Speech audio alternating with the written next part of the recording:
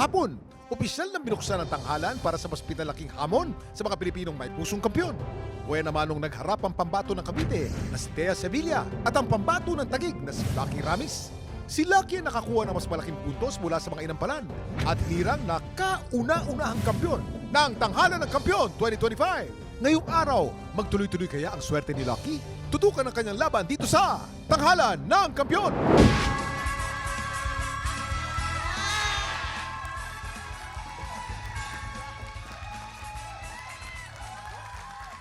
Mamang ang isa sa mga dapat nating abangan ngayong taon ay ang bilang ng panalo na dapat mong makuha para maging grand finalist. Kung dati, 5. Oo. Ngayon, 8 na.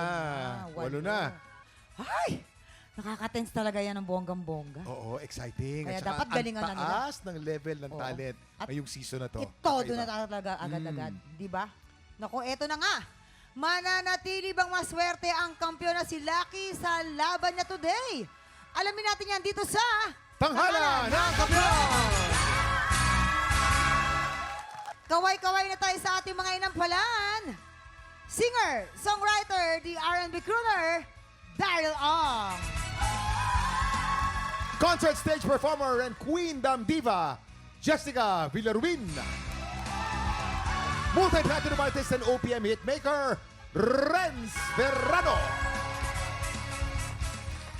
Ang magpapasiklaban ngayong umaga, Miko Macabales. At Francis Dayan. Silang sasabak sa Unang Bangga! Ayan po. Ayan, ito pong picture na to, ito po yung mga taong na maitutulong kong blessings sa buhay ko. Ang aking partner at ang aking anak. Si Mikel po kasi is a premature baby po. Anak, thank you kasi dumating ka sa buhay ko. Maraming nangyari nung dumating ka na nagpalakas din ng aking faith sa Panginoon. At ayan, thank you sa'yo. Gusto ko lang sabihin sa'yo ay nagkaroon ka lang ng Lord sa buhay. Okay na yon. Kasi pag may Lord ka sa buhay, magiging okay ka. Oh, Miko! Hi! Hello po. Dance with my Father, the Son, and the Holy Spirit. Kakayak tuloy yung kanta niya. Oh, Alam mo, namimiss diba? ko yung father ko. Nung kinanta niya yun. Talaga? Yes. Wala ka na rin tatay, pero pala tayo. 2004 pa nung nawala yung father. Yan. Father ko. 2004. Yeah. Oh, kabago ba, anong year ka ba napasok sa showbiz? 2005, isa na nga lang. Sabi ko nga, Oo. dapat buhay siya para napa-experience ko sa kanya yung bumili kami ng helicopter, bumili kami ng... talaga ba? Paborito niya helicopter. The remote. Yeah. Hindi, yung totoong Pa, helicopter. ayan, sakapit ka lang. Ikaw ba? Ano yung Pero gusto mo? dinadaan mo lang sa pero Oo. naluluha si Jason, no? Pero ikaw ba, kung kunyari, sakaling buhay din yung tatay mo, anong gusto mong bili sa kanya na siguradong matutuwa rin siya? Helicopter din? Whiskey. Mag-iinom. Hindi, si Papa mahilig magtanim-tanim eh. Bibili ko siyang paso. Napakamura. Kala mo farm. Pero hindi, pinatatawa ka lang namin kasi medyo malungkot din naman pala yung pinagdaanan mo rin, no? Opo. Oo. Kumusta na si baby? Si baby mo. Okay kumusta? naman po siya. Malakas naman po, healthy naman po siya. Nagtatanim-tanim na din sa paso? Hoy! Ay, hindi. Yung Wala. nanay ko po. Yung nanay niya.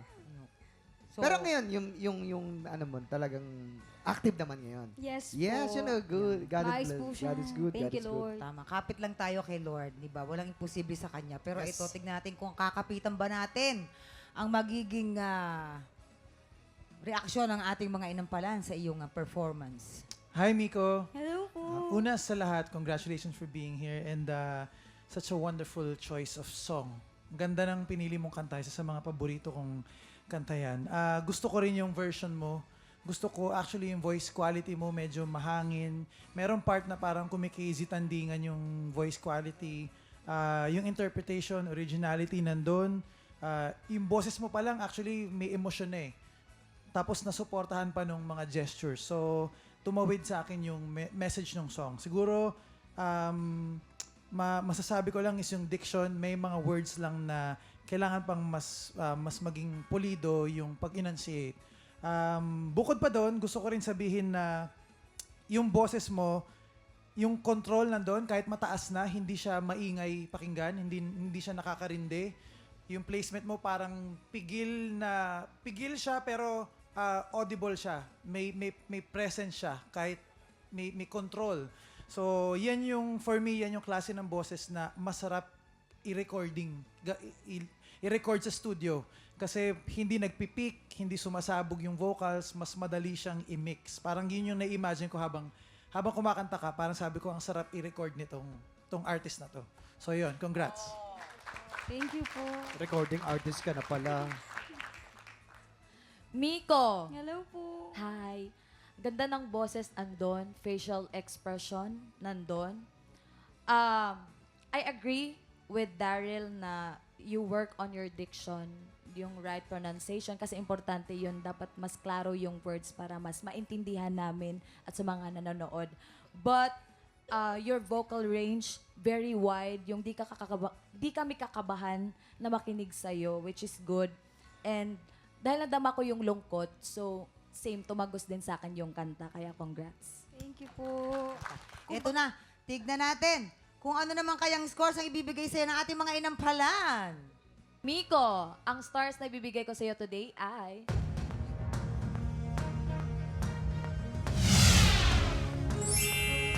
Three stars! Miko, ang stars na bibigay ko sa iyo na inagaw ni Daryl ay...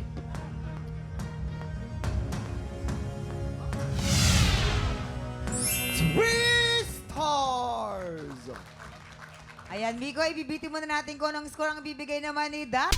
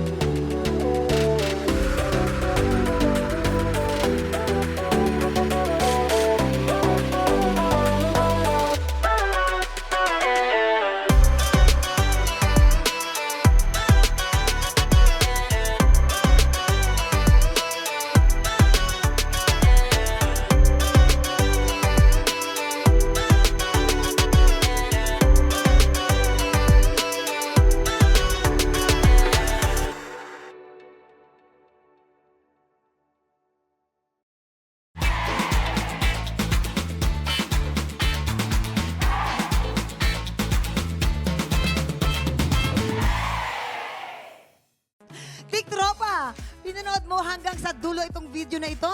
Abay, very good ka!